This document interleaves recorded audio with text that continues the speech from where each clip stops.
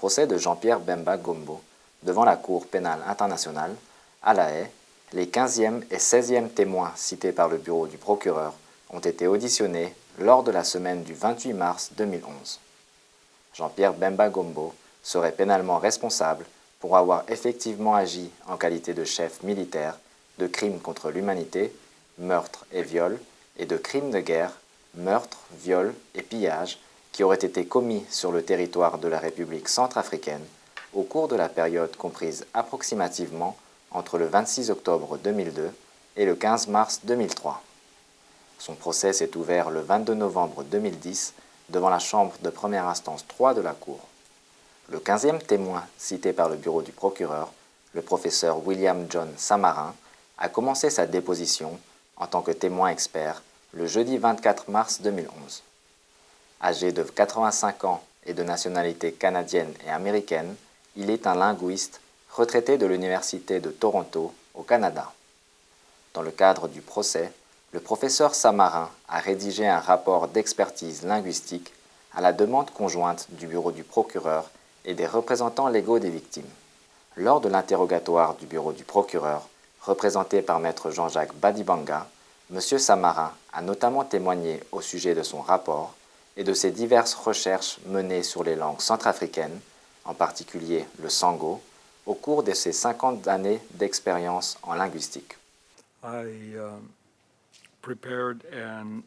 J'ai préparé un rapport de 11 pages avec espacement simple qui date du 3 septembre 2010. Rapport sur le sango et le lingala et la sociolinguistique des combats en Afrique centrale. Il faut reconnaître que la diversité linguistique caractérise le MLC. Probablement des locuteurs swahili, des locuteurs lingala et peut-être des locuteurs d'autres langues.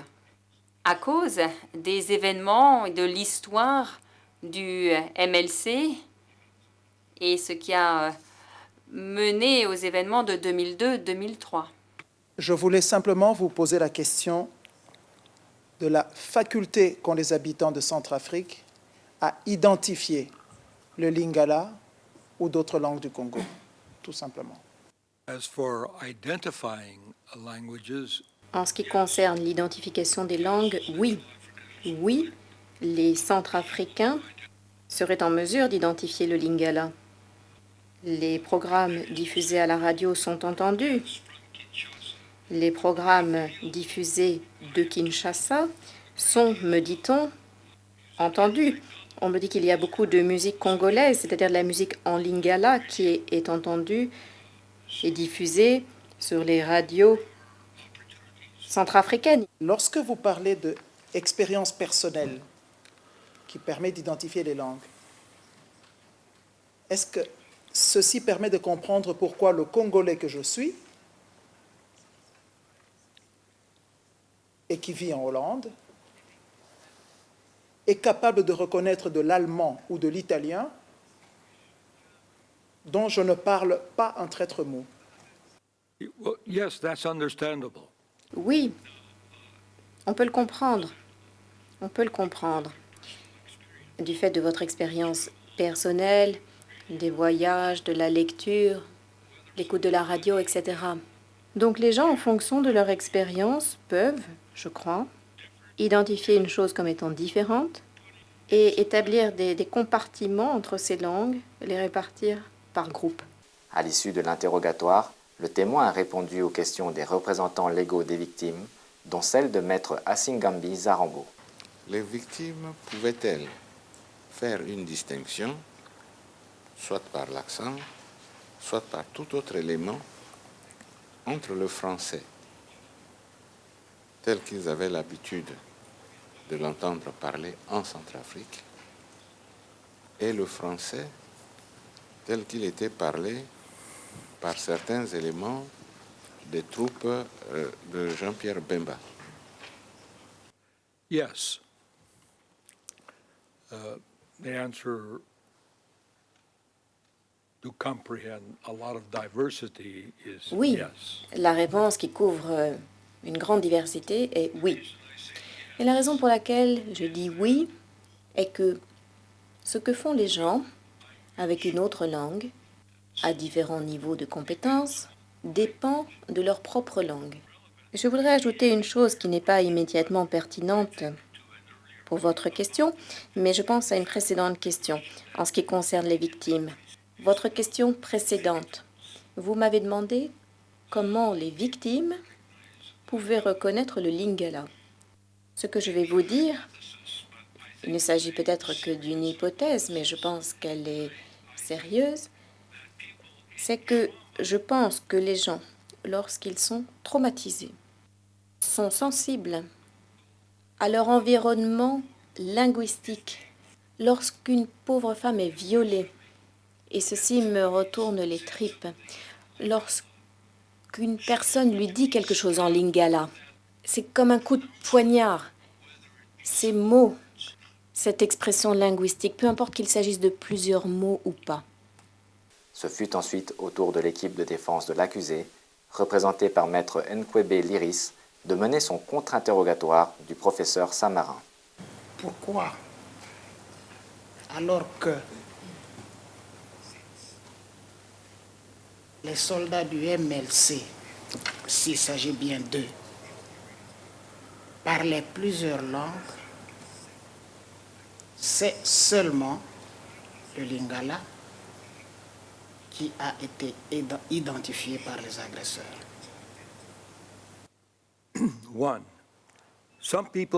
Premièrement, certaines personnes ont dû reconnaître certaines parties de la langue. Manifestement, de nombreuses personnes ont entendu ce mot yaka, yaka, qui est du lingala. Je répète, de nombreuses personnes étaient familiarisées avec. Le chauffeur de la CCI, nous étions dans la voiture, on écoutait la radio, il y avait une chanson. Mokwazi pipi. Maybe you know the song if you speak Swahili. Et il a dit, ça c'est du Swahili, Mokwazi pipi, je ne sais pas ce que ça veut dire. Mais il connaissait, il savait que c'était une chanson de Swahili, je ne sais pas s'il en connaissait les paroles. Mais il était centrafricain. S'agissant d'un conflit dont vous ignoriez, avant d'être saisi, l'existence. Pardonnez-moi ma question. Aviez-vous conscience, saviez-vous plutôt, que votre analyse risquait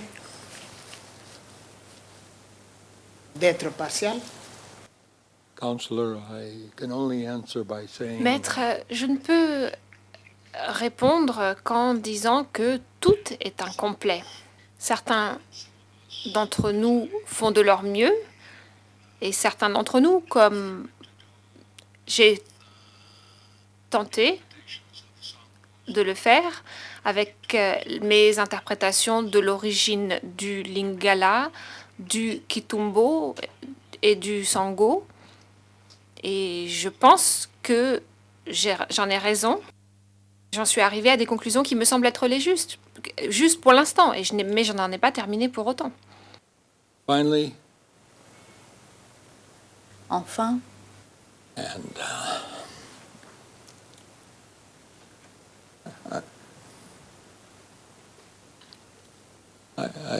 I am moved je suis ému by being able to help the people whom I love. d'avoir pu aider les gens que j'aime autant. Merci. Thank you very much, Professor. Le juge président, merci beaucoup, professeur. En fin de semaine, s'est tenue l'audition du 16e témoin cité par l'accusation, dont la déposition s'est déroulée dans son intégralité en audience à huis clos partiel. Le procès reprendra le lundi 4 avril 2011 avec le début de l'audition du 17e témoin du bureau du procureur.